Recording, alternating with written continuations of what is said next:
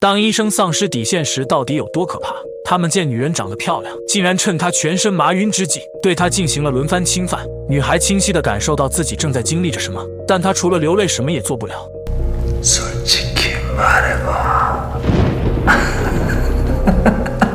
这件事很快在院里散播，可三人非但没有受到任何处罚，反而各自得到了升迁的机会。转眼10年过去，当年的女孩也化身成为复仇女王，对侵犯自己的人渣展开疯狂的报复。首先遭殃的就是当年那个药师，现如今他已经晋升成为医院的主任，可狗改不了吃屎，眼前性感的女郎早已让他魂飞天外。왼손도 묶을 건가? 눈도 가리고.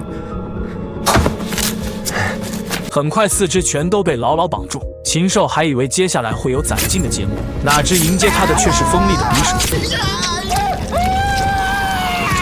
然而还没等警方找到任何线索，就接到报警，发现了另外一具男尸。这次死的却是医院的副教授，同样的手法，同样的狠辣。法医推断凶手一定是个解剖高手，每一刀都恰好割破血管，这样死者才能慢慢感受自己的血液流光。他将整个死亡过程无限拉长，让被害人在巨大的痛苦中慢慢死去。到底是多大的仇恨，才能做出这样的事情？带着疑问，刑警队长老金来到医院了解情况，终于在2名护工口中得知了当年的那段传闻。10年前，一名在车祸中受伤的女孩被送进医院，她的美貌立即引起了所有人的注意，这其中就包括被杀的教授和主任。据说当年侵犯女孩的还有一个人，那就是早已当上院长的李继续。老金立即断定是当年的女孩回来报复，可由于没有任何证据，他只好一边叫手下调查女孩的资料，一边亲自找到李院长试探。哪知自己刚刚提到当年的事情，李院长就当场发飙。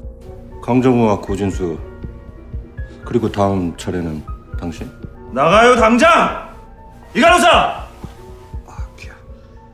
아니 그냥 한번 찔러본 건데 반응이 그러시면 그 소문이 사실이 되는 건가? 院长的反应证实了自己的猜想，于是老金开始24小时监视他，希望能够通过这个鱼饵引出凶手。哪知道李院长却并不让人省心，他几乎每天都会到夜总会寻欢作乐，而这时杀手也早已将目标锁定在他身上。就在老金满世界寻找院长的包间时，迎面正好撞上跟在服务生身后的杀手。 들어가시면 안 됩니다. 팀장님. 听到有警察在，杀手慌乱间将自己的刀掉在了地上。看到对方离开的背影，老金立即追了上去，哪知却被他从夜总会的后门溜走。看着杀手在监控中留下的影像，老金更加相信凶手就是当年被3人侵犯的那个女孩。而此时小弟也从医院查到了女孩的身份，她在7年前改名为薛秀珍，如今更是刚刚拿到影后的超级巨星。老金立即将她带回警局询问，可当他提起10年前的那个不眠之夜，秀珍却既没有承认也没有否认。 설년이 그때 그 앤 아무것도 보지 못했어요. 아무것도 모르겠죠. 女人的态度让老金摸不着头脑，可案发时他正在外地拍戏，有着完美的不在场证据，因此也只能将他放走。老金只好将注意力集中在杀手留下的刀上。据刀具店老板介绍，这种虎爪刀起源于印度尼西亚，一般用于剔除骨头上的碎肉，是生肉铺的常用刀具。由于刀上没有留下任何指纹，案件再一次陷入僵局。可就在他一筹莫展的时候，男人发现自家楼下不知何时新开了家肉铺，而老板居然还是个漂亮的女人。她刀法娴熟，甚至都能给墙上的小强做绝育手术。回到家的老金久久不能入睡，满脑子都是老板娘那妩媚的一面。当他数到5733只羊的时候，天也终于大亮起来。老金洗漱完毕，准备上班，这才看见肉店的门口围了一大群男人。这些从来不做饭的家伙之所以早早出现在这里，完全是因为老板娘那绝世的容颜。老金不由自主地走上前去，他同样也被那对车灯晃瞎了眼。就在老金想入非非的时候，一盆冷水当头泼下。 사람이 없는 줄. 다음엔 꼭 피하도록. 这就是两人的第一次对话。从那之后，老金每天都会来到肉铺，一来是被老板娘的美貌所吸引，二来是感觉她跟那个女杀手实在太像，同样娴熟狠辣的刀法，同样诱人曼妙的身姿，难道这一切真的都是巧合吗？而另一边好友的死也让李院长开始坐立不安，甚至在帮病人做手术时，眼前都出现了10年前的那个女孩，内心高度的恐惧也让他开始出现幻觉，但这反而让这个变态更加兴奋，竟然趁护士出去倒水的时间，想要对病人实施猥亵，哪知却被护士撞个正着。为了封住他的嘴，李院长竟然将魔爪伸向了多年的同事，殊不知自己早已出现在杀手的死亡名单上。果然没过多久他就出事了，不过这次刺杀行动却以失败而告终。由于院长女儿的及时出现，彻底打乱了杀手的计划，反而被李院长划伤了右腿，而这个禽兽也因此保住了自己的一条狗命。安顿好李院长，老金带着疑问再次来到肉铺，不过这次他却在这里碰到一个老太太，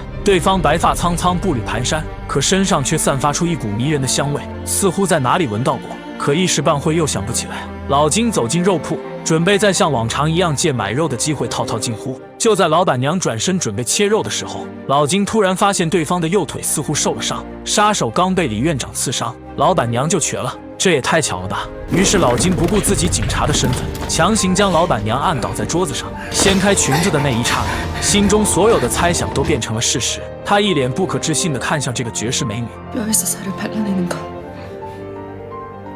꽤 거친 작업이야. 지금의 당신만큼이나.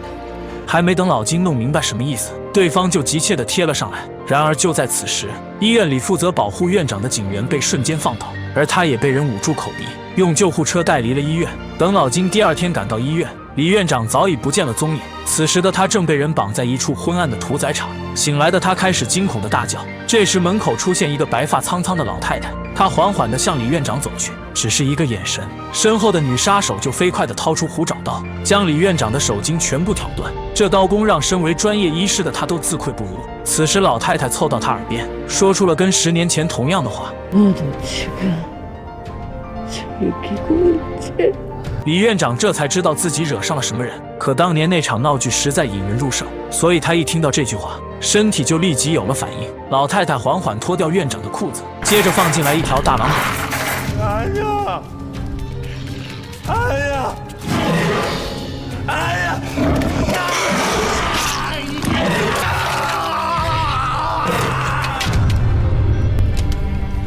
等老金带人赶到现场，李院长早已被没收了作案工具，可法医却从他手腕上的刀伤判断出，几起凶案虽然使用的是同一种凶器，可这次的杀手却是个左撇子。通过调取监控发现，绑走院长的女杀手跟老板娘极其相似，可昨晚她明明就跟自己在一起，难道真是自己判断失误了吗？案件变得更加扑朔迷离。直到这天，老金无意间看到电视上的一则新闻，报道知名影星薛秀珍再次获得影后，这次她扮演的是一个复仇的老奶奶，这让老金瞬间想到了什么，因为这个老太太的形象他早就见过，而且她身上的香味正和薛秀珍用的香水一样。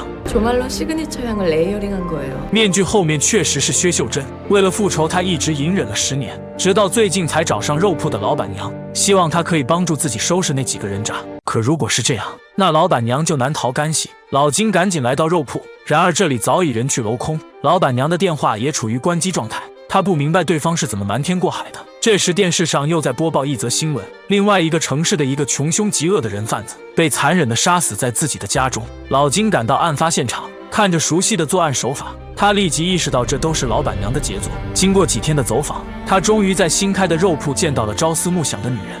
그래도 양심은 있었나 보네. 조용히 사라질 줄도 알고. 对于老金的指责，老板娘没有辩驳。然而等他掏出手枪的时候，老板娘立马一击飞刀将手枪打落，随后两人便扭打在一起。最终老板娘被老金制服。可看着眼前心爱的女人，老金却迟迟下不了决心。他失魂落魄地赶回警局，向局长递交了辞职信。既然不能将罪犯绳之于法，那他也不再拥有当警察的资格。接着便马不停蹄地赶回肉铺，准备和老板娘一起过没羞没臊的生活。然而第二天早上醒来，他发现地上有一本相册，这才知道老板娘还有一个孪生姐妹。所有的真相也逐渐浮出水面。 여태 오른손으로 사람 죽이다가 이번만 왼손으로 죽였다는 거야? 老金瞬间一个头两个大，那自己爱上的到底是谁呢？